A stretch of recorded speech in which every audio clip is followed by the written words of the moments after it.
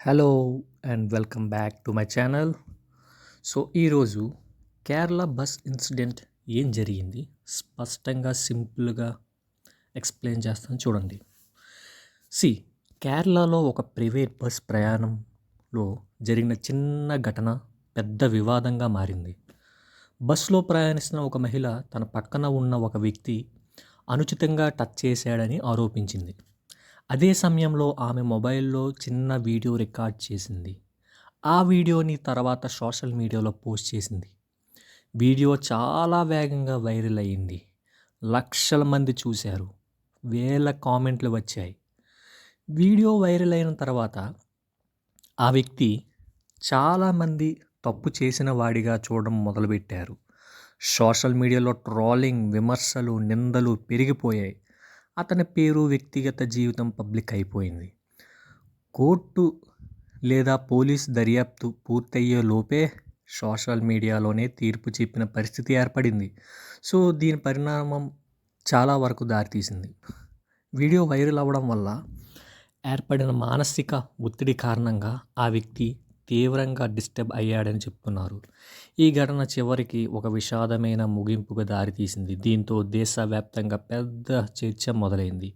Social మీడియాలో ఒక video viral అవ్వడం చాలా సెకండ్ల పని, కానీ ఆ వీడియో వల్ల ఒక మనిషి జీవితమే నాశనం అయితే అప్పుడు మనం ఒకసారి ఆలోచించాల్సిన అవసరం ఉంది.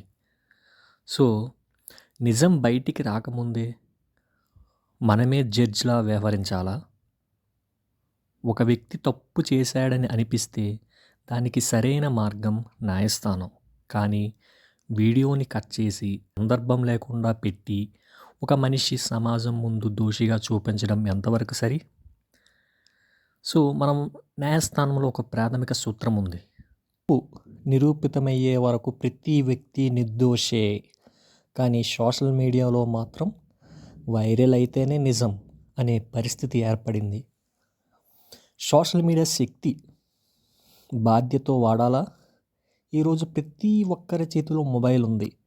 ఒక్క వీడియో చాలు ఒక కుటుంబం పరువు పోవడానికి, ఒక మనిషి మానసికంగా కూలిపోవడానికి. ప్రశ్నించడం తప్పు కాదు, కానీ తీర్పు చెప్పడం మన పని కాదు. ఇది ఒక అమ్మాయి అబ్బాయి డిబేట్ కాదు. ఇక్కడ ఒక జెండర్ విషయం కాదు, న్యాయం విషయం. అమ్మాయికి అన్యాయం జరిగితే ఆమెకి పూర్తి న్యాయం జరగాలి. అబ్బాయి తప్పు చేయకపోతే అతని జీవితాన్ని నాశనం చేయకూడదు కదా. న్యాయం అంటే ఒకవైపు మాత్రమే నిలబడడం కాదు మిత్రమా, నిజమేంటో బయటికి రావాలి. ముఖ్యమైన విషయం, సోషల్ మీడియాలో వచ్చే కామెంట్లు, ట్రోల్స్, విమర్శలు ప్రతి ఒక్కరూ భరించలేరు. అందరూ ఒకే మానసిక బలం కలిగి ఉండరు. అందుకే ఎంపతి చాలా ముఖ్యం. సో నిజం ఆలస్యం అయినా బయటికి వస్తుంది.